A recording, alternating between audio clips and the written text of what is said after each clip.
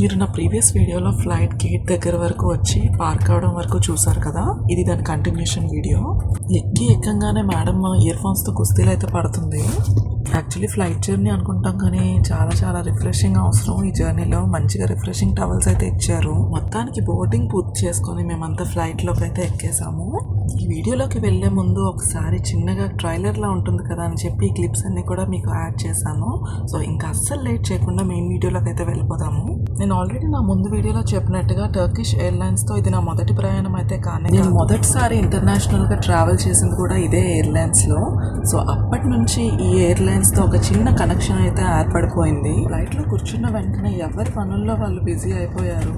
చూస్తున్నారుగా, మా పాప అయితే వెంటనే హెడ్ ఫోన్స్ తీసుకొని తన ముందున్న స్క్రీన్ ఆన్ చేసి ఏం మూవీస్ ఉన్నాయి, ఏం గేమ్స్ ఆడుకోవాలి అని చూస్తుంది. ఇంకా మా బాబు సంగతి అయితే అడగకండి. ఫస్ట్ ఫ్లైట్ టేక్ ఆఫ్ అవ్వంగానే మా హస్బెండ్ మీద అలా పడుకుని పోయాడు. రీజన్ ఏంటో తెలియదు కానీ ఫుడ్ రావడానికి మాత్రం మనకి చాలా లేట్ అయింది. లిటరలీ ఫస్ట్ టైం ఫుడ్ ఎప్పుడు వస్తుందా అని అందరూ వెయిట్ చేశారు. కొంతమంది అయితే వెళ్ళి క్రూ వాళ్ళని అడిగేశారు కూడా ఎప్పుడు ఇస్తారు డ్రింక్స్ అనేసి.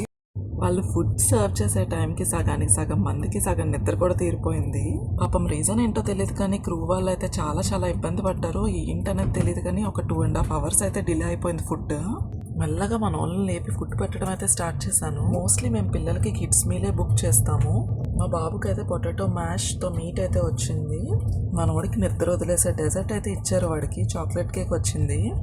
మనోడికి దెబ్బకి నిద్రంతా వదిలేసింది ఆ డెజర్ట్ని చూసేసరికి.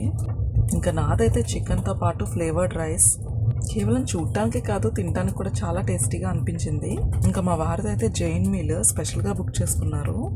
చక్కగా పన్నీర్, పాలక్ కర్రీ, రోటీ ఇవన్నీ కూడా మంచిగా ఇచ్చారు జైన్ మీల్లో.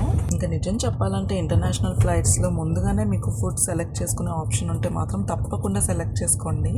వెజిటేరియన్ అయినా, జైన్ మీల్ అయినా, కిడ్స్ మీల్ అయినా, వేగన్, ఇంకా ఇలాంటి చాలా ఆప్షన్స్ ఉంటాయి. మీకు ఏది కావాలన్నా అది టికెట్ బుక్ చేసుకునేటప్పుడే లేదా ఫ్లైట్కి కొద్ది రోజులు ముందు సెలెక్ట్ చేసుకుంటే మీ మీల్ అనేది ప్రత్యేకంగా ప్రిపేర్ చేసి ఇస్తారు.